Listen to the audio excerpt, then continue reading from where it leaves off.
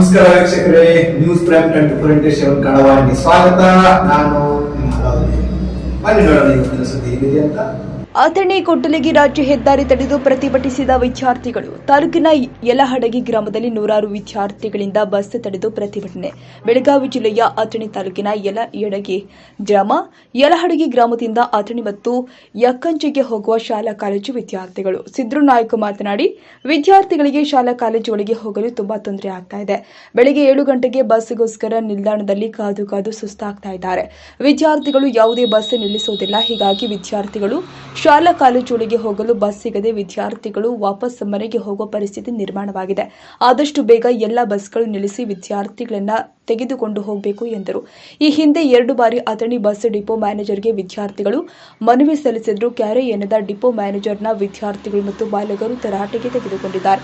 ಅದಕ್ಕಾಗಿ ವಿದ್ಯಾರ್ಥಿಗಳು ಮತ್ತು ಪಾಲಕರು ಊರಿನ ಯುವಕರು ಗ್ರಾಮಕ್ಕೆ ಕಳುಹಿಸಿ ಮಾತನಾಡಿ ದಿನಾಲು ಬೆಳಿಗ್ಗೆ ಬಸ್ ಬಿಡೋದಾಗಿ ಹೇಳಿದ್ದಾರೆ.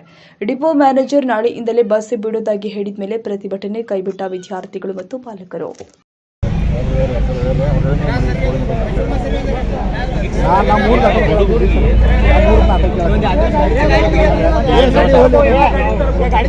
ನಾವು ಟೈಮ್ 2-3 ದಿವಸ ನಿಮಗೆ ಫೋನ್ ಮಾಡಿ ನಾವು ಸಾರ್ತಿ ಹಂಗೆ ಮಾತಾಡ್ತೀವಿ.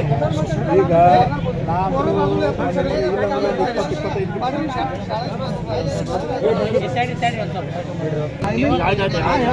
ಟೈಮಿಗೆ ಒಂದು ಬಸ್ ಬರೋಂಗಿಲ್ಲ. ಒಂದು ಟೈಮಿಗೆ ಬಸ್ ಬರೋಂಗಿಲ್ಲ. ಬಸ್ 10 ಹುಡುಗರು ಸಾಲಿ ಚಾಲೋದು, 8 ಹುಡುಗರು ಮನೆಯಾಗ ಹೋಗ್ತಾವ್ರಿ. ಸಾಲಿ ಬಸ್ ಕುಂತತಿ ಮಾಡ್ತಾರೆ. 8 ಹುಡುಗರು ಎಲ್ಲ ಕಡೆ ಸ್ವಲ್ಪ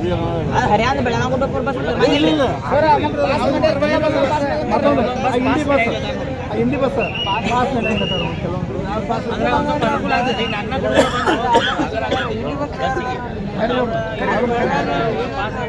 ಅವ್ರು ಕರ್ಮಂಗಿಲ್ಲ. ಒಂದೊಂದು ಬಸ್ ನೀವು ಎಲ್ಲ ಅದೊಂದು ಅನುಕೂಲ ಮಾಡಿ ಕರಿ ಎಲ್ಲ